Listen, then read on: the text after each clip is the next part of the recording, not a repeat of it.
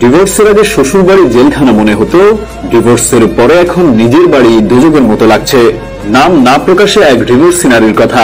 পরিস্থিতি যেমনই হোক, ডিভোর্স কখনো সুখ দেয় না। बिस्मिल्लाहिर्रहमानिर्रहीम। औरत का जो सबसे बड़ा दुश्मन होगा वो दूसरी औरत ही होगी, जो उसका घर बर्बाद कर देगी, उसका सुकून बर्बाद कर देगी, उसकी जिंदगी खराब कर देगी।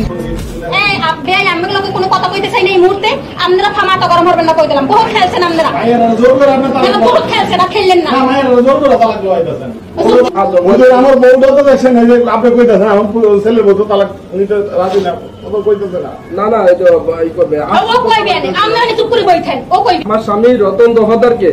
আমার স্বামী রতন দফাদার কে? 1 তালাক। 1 তালাক। দেখুন, আজকাল মেয়েদের বিয়ের পর মেয়েদের ডিভোর্সের সংখ্যাটা খুব বেশি বাড়ছে। তো এর পিছনে অনেক কারণ থাকে। তো এসব কারণের মাঝে অন্যতম একটি বড় কারণ হচ্ছে নিজের মা।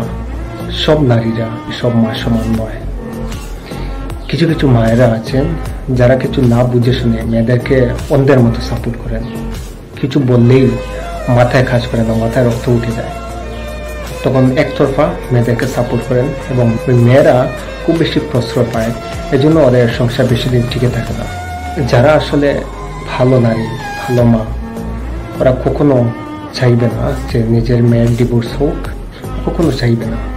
কিন্তু কিছু কিছু জেদি মা, একগুয়ে মা, ওরা কিন্তু সহ্য করতে পারে না। ওরা কি করে জানেন? জবরদস্তি, ফোর্সফুলি নিজের পেটের মেয়েকে ডিভোর্স দিতে বাধ্য করে। ভিডিওর শেষে আরেকবার বলতে চাই, যাদের ডিভোর্স হয় পিছনে অনেক কারণ থাকে। শ্বশুর বাড়ির দোষ থাকতে পারে, শ্বশুরের দোষ থাকতে পারে, অনেকটি কারণ থাকতে পারে। সব মিলিয়ে একটি গভীর বিষয়। সব মায়েরা সমান নয়, সব মেয়েরা সমান নয়। অনেক ভালো মায়েরা আছেন, অনেক ভালো মেয়েরা আছেন যারা সারাটি জীবন স্যাক্রিফাইস দেন, কষ্ট করেন সংসারের জন্য। কিন্তু একটি গবেষণায় দেখা গিয়েছে আজকাল যে ডিভোর্সের হার বাড়ছে, সংখ্যা বাড়ছে, এর মাঝে একটি অন্যতম কারণ হচ্ছে কিছু কিছু মায়ের ভুল বোঝাবুঝির কারণ।